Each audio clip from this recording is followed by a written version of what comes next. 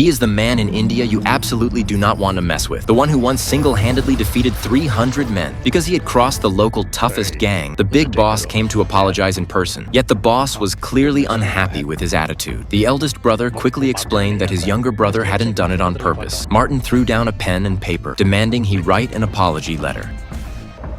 Seeing Martin angry, the eldest brother hurriedly offered to write it for him, sweating bullets. Martin mocked them, saying they were nothing but his subordinates, and taking them down would be as easy as crushing ants. Arthur, enraged, tore the apology letter to pieces and threw the pen, almost hitting Martin. Those nearby, unable to watch, tried to intervene, but Arthur beat them into submission. Furious, Martin slammed his fist on the table, and Arthur, not to be outdone, stepped forward and struck with a palm that hit like a typhoon. At that moment, the bodyguards all drew massive machetes. Martin continued taunting Arthur and his brothers, but Arthur turned and delivered a single kick that left 4 or 5 bodyguards with internal injuries and snapped a machete in half. The elders, intimidated by his aura, lost all will to resist. Arthur led his 4 brothers out. When they got home, their sister-in-law had already prepared dinner. Meanwhile, Martin, unable to swallow his anger, contacted the local criminal forces. The gang stormed Arthur's house and kidnapped his family. Arthur received the news and raced over in his car. His young niece ran toward her father but was shot by the thugs. Arthur rushed forward, scooping up his niece. Fortunately, she wasn't seriously hurt. He bowed and apologized to the men, begging them to release his family. Mark, however, refused to show mercy. Arthur pleaded desperately, bowing low to Mark, but Mark ignored him completely.